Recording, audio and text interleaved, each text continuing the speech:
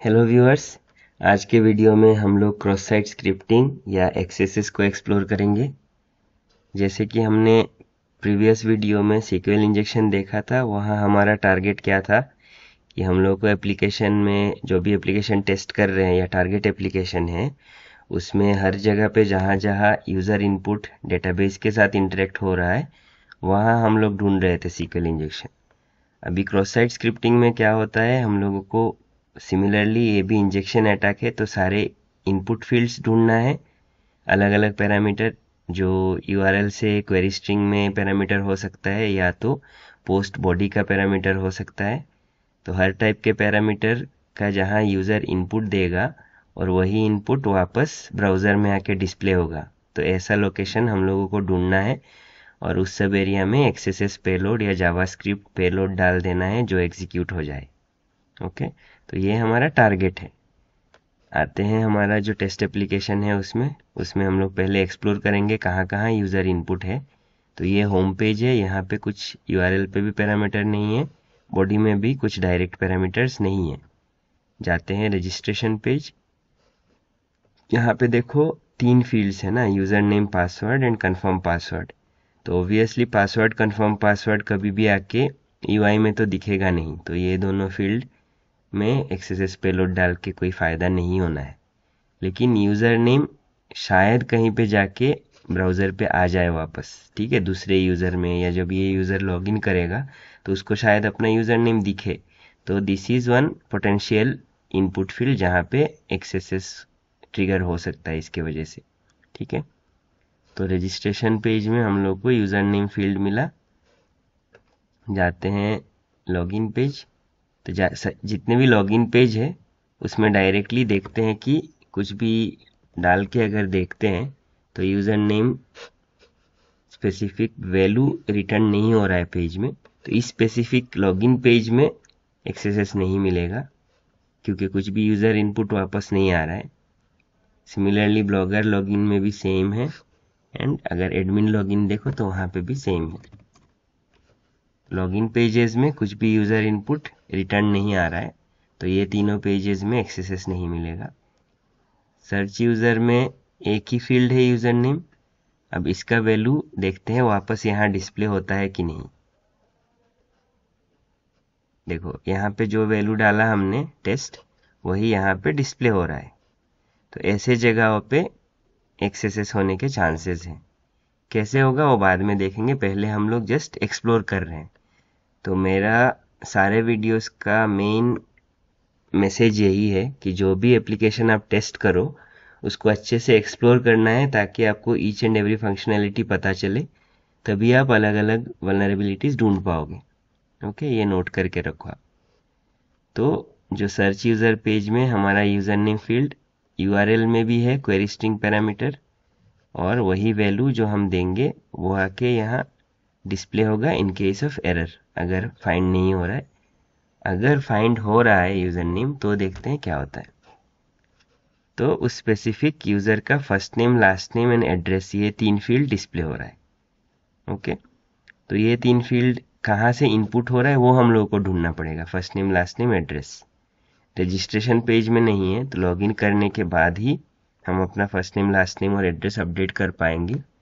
वहाँ पे हम देखेंगे एक्सेसेस पेलोड डाल के स्टोर हो रहा है कि नहीं, और फिर अगर वही चीज़ यहाँ आके डिस्प्ले होके एग्जीक्यूट हो गया तो वो भी एक एक्सेसेस होगा। तो सर्च यूज़र में दो वे है और पॉसिबल इंजेक्शन पॉसिबिलिटीज़ है। एक है यूज़र नेम फील्ड में ही एक्सेसेस पेलोड डाल देना, और दूसरा है कोई दूसरा यूज़र लॉगिन करके अगर अपना डिटेल्स में एक्सेसेस पेलोड डालेगा वो आके यहाँ एग्जीक्यूट हो सकता है।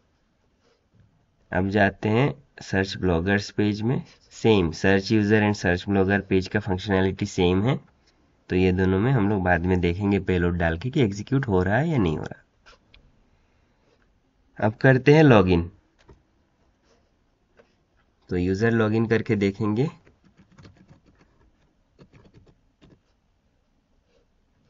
लॉगिन करने के बाद हमारे पास 4 फीचर्स है, राइट। और यहाँ पे लॉगिन का जो डैशबोर्ड है उसमें यूआरएल में भी देखो एक पैरामीटर है, क्वेरी स्ट्रिंग पैरामीटर।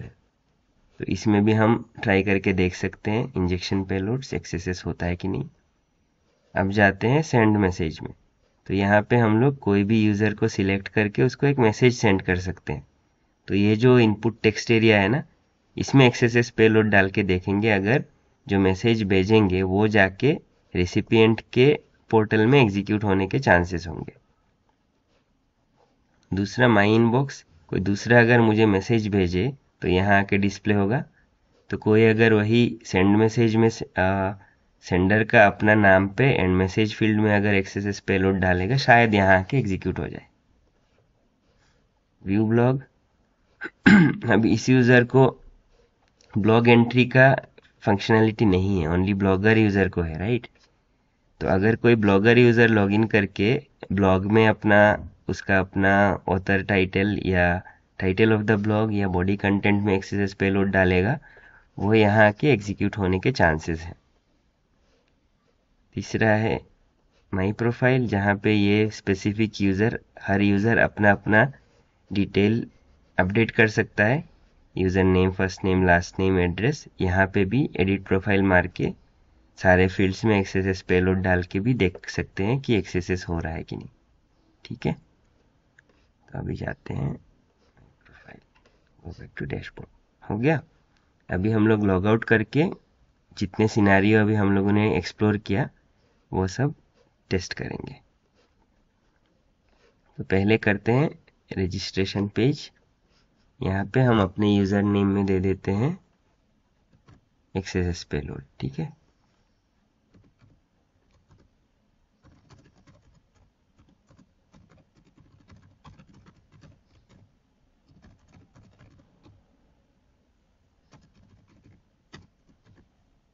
यहाँ देखो फील्ड जगह नहीं हो रहा है, तो उसके लिए हम इधर इंस्पेक्ट करके मैक्स लेंथ जो है उसको बढ़ा सकते हैं, और बर्ब स्विच से भी हम डायनामिकली चेंज कर सकते हैं।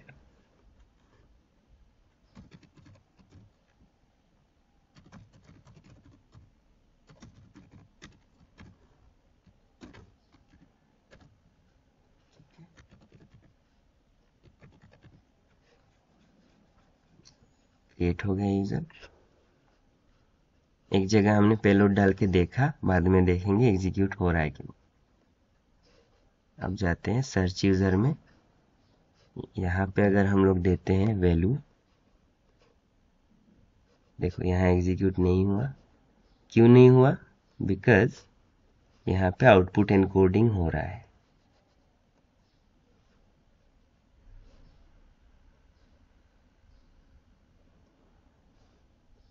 देखो एनकोडिंग की वजह से जो पेलोड का जो स्पेशल कैरेक्टर्स है वो एनकोडेड हो जा रहा है, इसीलिए एक्सेस एग्जीक्यूट नहीं हो रहा।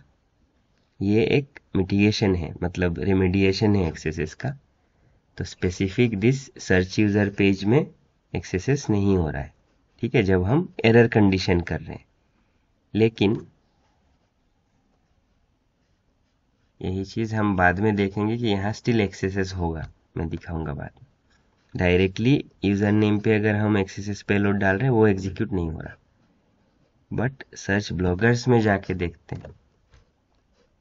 देखो यहाँ हो गया एग्जीक्यूट, बिकॉज इस स्पेसिफिक सर्च ब्लॉगर पेज में एक्सेस का मिटिगेशन नहीं है, आउटपुट एनकोडिंग नहीं है।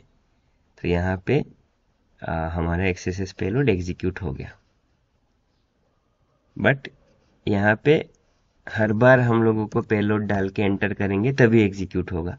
तो इसको बोलते हैं रिफ्लेक्टेड एक्सेस, जहाँ पे पेलोड जाके कहीं पे सेव नहीं हो रहा है। ईच टाइम हमारा जो पेलोड है वो रिक्वेस्ट में जाएगा एंड रेस्पॉन्स में आएगा, एग्जीक्यूट हो जाएगा। इसको बोलते हैं रिफ्लेक्टेड एक्सेस। तो एक एक्सेस मिल गया। दूसरा हम जाते हैं लॉगिन के बाद देखते हैं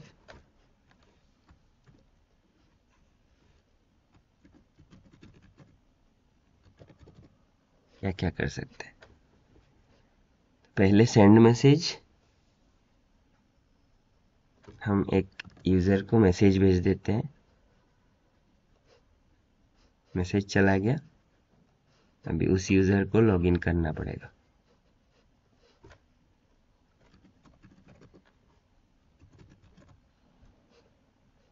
माई इनबॉक्स, देखो तो पहला यूज़र 1 जो होगा अटैकर, उसने सेंड मैसेज फंक्शनैलिटी यूज़ करके एक्सएसएस पेलोड भेज दिया मैसेज में, और जब यूज़र 2 लॉगिन हुआ जाके अपना माई मैसेजेस में गया माई इनबॉक्स पेज में, तो वही पेलोड एग्जीक्यूट हो गया। देख रहे हो यहाँ पे ये अटैकर यूज़र ने ये मैसेज में डाल के भेजा एक्सएसएस पेलोड जो यहाँ एग्जीक्यूट हो रहा है। यहाँ देखो ये यूज़र कुछ पेलोड डाल नहीं रहा है, विक्टिम जो है उसको पेलोड डालने की ज़रूरत नहीं है, वो बस अपना इनबॉक्स में गया तो एग्जीक्यूट हो गया। तो ऐसा एक्सेसेस को बोलते हैं स्टोर्ड एक्सेसेस, जहां अटैकर एक पेलोड सेंड करेगा एप्लीकेशन में, वो सेव हो जाएगा और उसके बाद विक्टिम यूज़र कोई भी होगा, वो जब भी वो पेज ओपन करेगा जहां वो पेलोड रिफ्लेक्ट हो रहा है वहां पे एग्जीक्यूट हो जाएगा। तो इसको बोलते हैं स्टोर्ड एक्सेसेस, जहां विक्टिम को पेलोड डालने की भी ज़रूरत नहीं है और विक्टिम के रिक्वेस्ट में पेलोड रहने की भी ज़रूरत नहीं है। जो सर्वर से ही पेलोड, स्टोर्ड पेलोड जो अटैकर ने डाला था वही आके एग्जीक्यूट होगा, इसीलिए इसको बोलते हैं स्टोर्ड एक्सेसेस। वेयरएज हमारे प्रीवियस एग्जांपल में रिक्वेस्ट में ही पेलोड था, यहाँ पे रिक्वेस्ट में पेलोड नहीं है, रेस्पॉन्स में आ रहा है एंड एग्जीक्यूट हो रहा है। तो हमने देख लिया कि मैसेज से कैसे हम लोग एक्सेसेस, स्टोर्ड एक्सेसेस कर सकते हैं। अभी माई प्रोफाइल, इस यूज़र का माई प्रोफाइल में जाते हैं, एडिट प्रोफाइल करते हैं और first name, last name, address सब जगह में डाल देते हैं, लेकिन पेलोड चेंज कर देते हैं तो हम लोग को पता चलेगा कि कहाँ एग्जीक्यूट, कौन सा इनपुट में एग्जीक्यूट हो रहा है। देखो हमने 1 2 3 दिया एंड यहाँ पे ब्राउज प्रोफाइल पिक्चर ऑप्शन भी है, ठीक है, वहाँ पे भी ट्राई कर सकते हैं, फाइल के अंदर एक्सेसेस पेलोड डाल के अपलोड करने का ट्राई कर सकते हैं वो भी। तो करते हैं अपडेट माई डिटेल्स, हो गया, फाइल में भी करके देख लेते हैं। एक नया पेलोड बनाते हैं फाइल, 1 सेकेंड।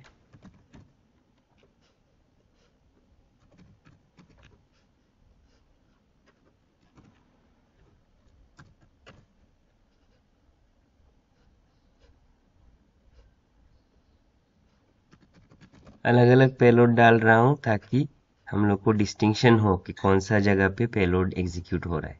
सेम पेलोड हो गया तो हम लोग को फिर वर्ब से ढूंढना पड़ेगा कि कौन सा पैरामीटर का पेलोड एग्जीक्यूट हुआ।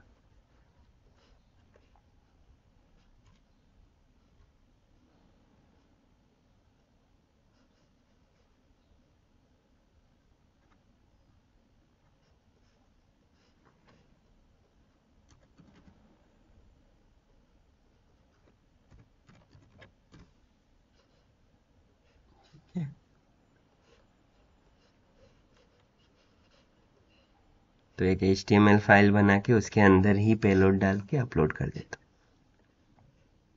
सॉरी,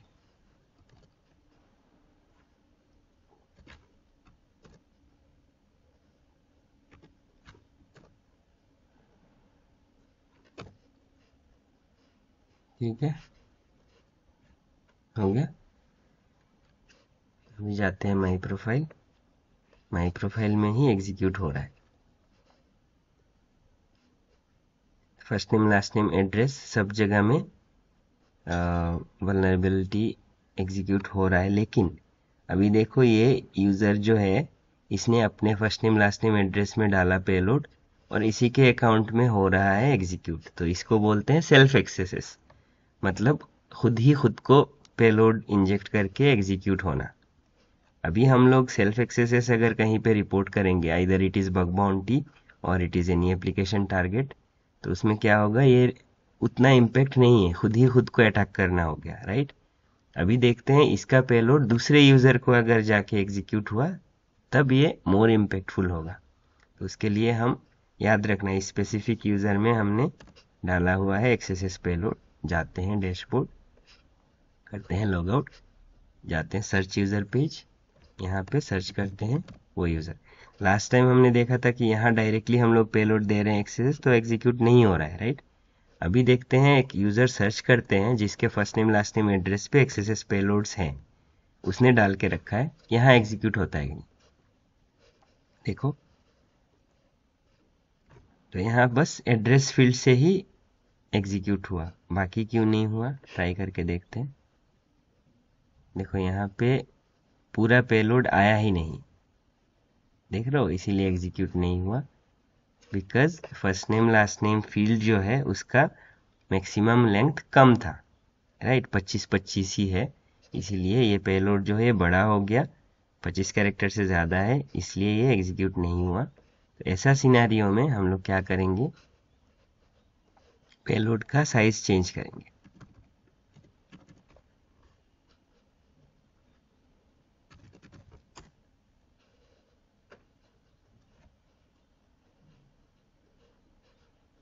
यहाँ पे हम दूसरा पेलोड डालेंगे।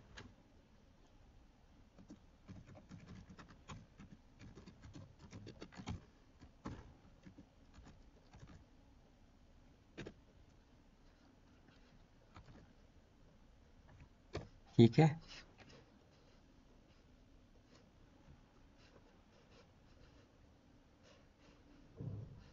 देखो अब सारे फील्ड एग्जीक्यूट होने लगे, देख रहे हो।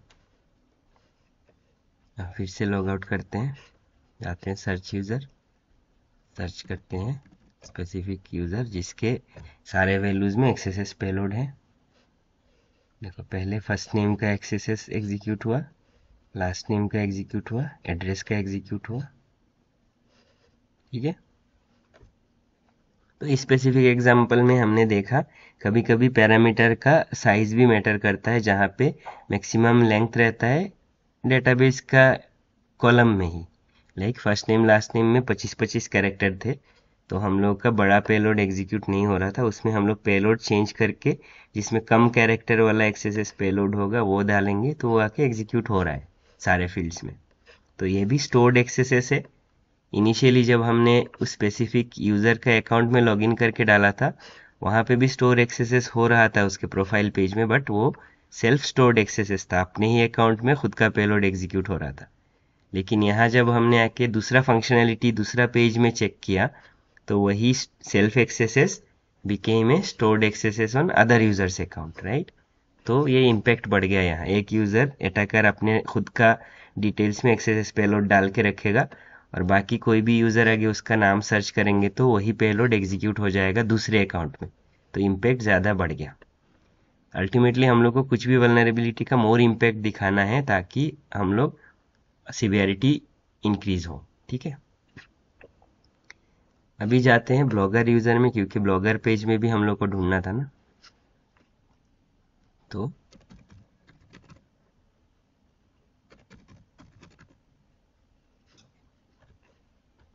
देखो ब्लॉगर जब राइट ब्लॉक करेगा उसके पास दो फील्ड्स हैं, और यहाँ पे उसका क्वेरी स्ट्रिंग में भी एक यूजर है, राइट, आई मीन पैरामीटर है। यहाँ पे डाल के देखते हैं, एग्जीक्यूट नहीं हुआ, तो क्वेरी स्ट्रिंग का जो पैरामीटर है वो एग्जीक्यूट नहीं हो रहा। लेकिन अभी हम टाइटल एंड कंटेंट में डाल देते हैं 10 और 11, सबमिट हो गया ब्लॉग। अब व्यू ऑल ब्लॉग में देखेंगे, देखो यहाँ पे भी स्टोर्ड एक्सेसेस हुआ। अगेन ये सेल्फ एक्सेसेस हो गया क्योंकि ब्लॉगर खुद का ही ब्लॉग एंट्री में डाला एंड शो हुआ, तो ये दिखने के लिए सेल्फ एक्सेसेस दिख रहा है, बट जैसे ही हम डैशबोर्ड में जाएंगे लॉग आउट करके और फिर दूसरा यूज़र से जाके लॉगिन करेंगे,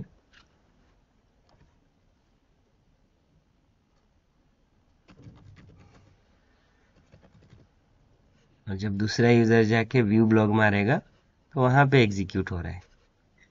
तो ब्लॉगर यूज़र अपने ब्लॉग में एक्सेस पेलोड डाल के रख देगा, और कोई भी यूज़र जब उस ब्लॉग को व्यू करेगा तो उसको स्टोर्ड एक्सेस पेलोड एग्जीक्यूट हो जाएगा। अभी हम लोग को एक और फंक्शनलिटी हमने देखा था ना माई प्रोफाइल में, इमेज, देखते हैं इमेज का जो लिंक है वो कहाँ है।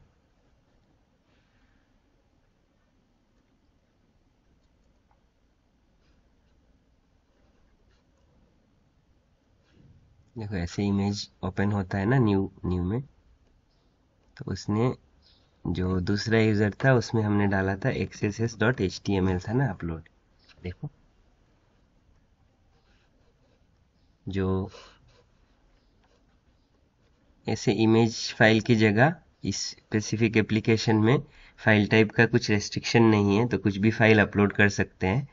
कोई भी अटैकर यूज़र अपना इमेज में एडिट प्रोफाइल में जाके अपना इमेज की जगह HTML फाइल भी अपलोड कर देगा विद XSS पेलोड।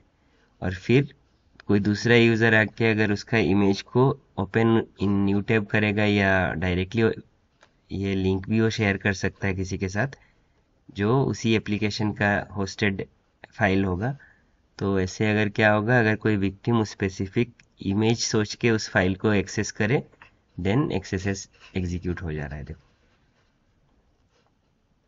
तो फाइल अपलोड के थ्रू भी यहाँ XSS हो रहा है। एक यूज़र अपना खुद का प्रोफाइल इमेज की जगह XSS पेलोड वाला फाइल अपलोड करके रख देगा SVG या HTML, एंड जब भी कोई दूसरा यूज़र उसको ओपन करेगा वो अटैक हो जाएगा। अभी हमारा लास्ट ऑप्शन बचा हुआ है और लास्ट फीचर बचा हुआ है एडमिन का लॉगिन। तो एज ए एडमिन लॉगिन करके देखते हैं।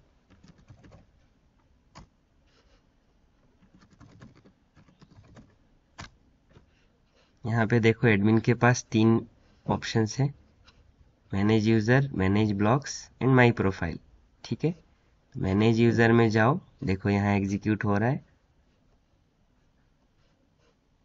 कोई भी यूज़र का जो यूज़र नेम, याद है हमने रजिस्ट्रेशन टाइम में एक यूज़र नेम फील्ड में डाला था XSS पेलोड, और फिर दूसरा यूज़र की जगह first name last name address में डाला था XSS पेलोड। तो सारे चीज़ें यहाँ पे एडमिन पोर्टल में एग्जीक्यूट हो रहे हैं।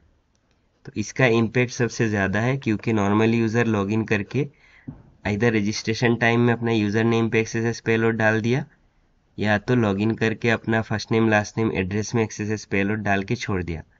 वही सारे चीज़ें जाके एडमिन यूज़र के पोर्टल में जाके एग्जीक्यूट हो रहा है। अब ये स्पेसिफिक सिनारियो में नॉर्मल यूज़र को क्योंकि एडमिन एक्सेस नहीं है ना, तो उसको पता नहीं चलेगा कि एग्जीक्यूट कहाँ हो रहा है, एडमिन पोर्टल में हो रहा है कि नहीं। यहाँ पे आता है कॉन्सेप्ट ब्लाइंड एक्सेसेस का, जहाँ पे हम लोग क्या करेंगे, जहाँ हम लोग को एक्चुअल एग्जीक्यूशन पॉइंट पता नहीं है कहाँ हम लोगों का पेलोड जाके एग्जीक्यूट होगा, वैसा सिनारियो में हम लोग पेलोड पे क्या डालेंगे, ब्लाइंड एक्सेसेस पेलोड डाल देंगे। जो XSS हंटर करके एक सर्विस था उसमें डाल के अगर पेलोड जनरेट करके पेलोड डाल देंगे तो क्या होगा, पेलोड तो सेव होके बैठेगा, और फिर दूसरा कभी ऐसे एडमिन पोर्टल या दूसरा कभी कनेक्टेड ऐप में जाके अगर वो एग्जीक्यूट हुआ तो वो ब्लाइंड एक्सेस पेलोड क्या करेगा, उस स्पेसिफिक पेज का स्नैपशॉट ले लेगा HTML5 का, और URL के साथ स्पेस पेज का स्नैपशॉट के साथ वो ईमेल भेजेगा अटैकर को। तो अटैकर को फिर पता चला कि बैकएंड एडमिन पोर्टल या कोई दूसरा कनेक्टेड एप्लीकेशन का जहाँ पे उसका ब्लाइंड एक्सेस पेलोड एग्जीक्यूट हुआ उसका डिटेल्स पता चलेगा, तो जहाँ पे डायरेक्ट एक्सेस नहीं है। तो ये कॉन्सेप्ट आता है ब्लाइंड एक्सेस का। ठीक है, अभी तो हमने देख लिया कि कैसे नॉर्मल यूज़र का रजिस्ट्रेशन का यूज़र नेम एंड खुद का first name last name and address जाके एडमिन पोर्टल में एग्जीक्यूट हो गया। अब यहाँ मैनेज ब्लॉग्स भी है एडमिन को, तो वहाँ गए तो ब्लॉगर ने जो डाला था ना वो भी यहाँ आके एडमिन पोर्टल में एग्जीक्यूट हो रहा है। ठीक है, उसके बाद अगर हम लोग जाते हैं माई प्रोफाइल में, तो एडमिन का अपना खुद का प्रोफाइल है, सेम यहाँ पे भी सारे फील्ड्स में होंगे, लेकिन ये सेल्फ एक्सेस ही रहेगा बिकॉज ये एडमिन का जो प्रोफाइल है वो बस इस एडमिन को ही पता है, दूसरा यूज़र इसको सर्च भी नहीं कर पाएगा, कहीं और रिफ्लेक्ट नहीं हो रहा है। तो इस जगह पे हम लोग ब्लाइंड एक्सेस ट्राई कर सकते हैं, कहीं कोई दूसरा सुपर एडमिन पोर्टल हो या कोई दूसरा एप्लीकेशन हो जहाँ एडमिन के डिटेल्स यूज हुए और डिस्प्ले हुए, तो वहाँ पे जाके एक्सेस होने के चांसेस रहेंगे। ठीक है, तो इसीलिए मैंने यहाँ पे आपको अलग अलग एग्जाम्पल बताया, reflected access, stored access, self access as well as the blind access. DOM access भी हम यहाँ चेक करेंगे, चलो देखते हैं।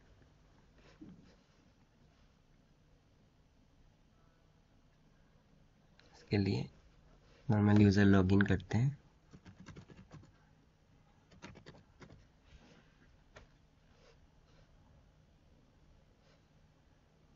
नहीं, ब्लॉगर यूज़र में लॉगिन करेंगे।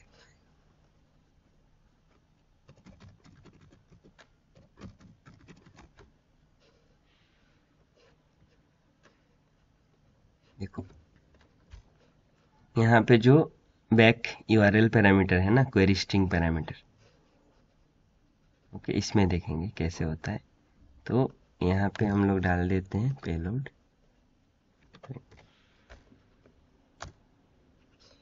ये 10 जो आ रहा है, 10 11, ये ब्लॉक की वजह से आ रहा है, उसको इग्नोर करो।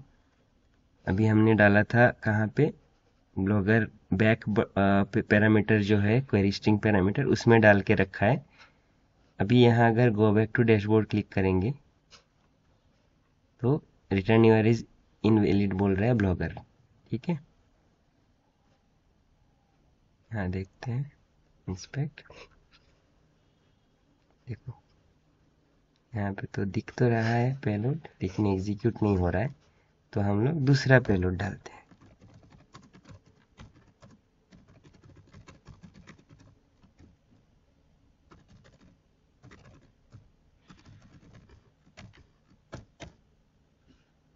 दस 11 ओरिजिन इग्नोर।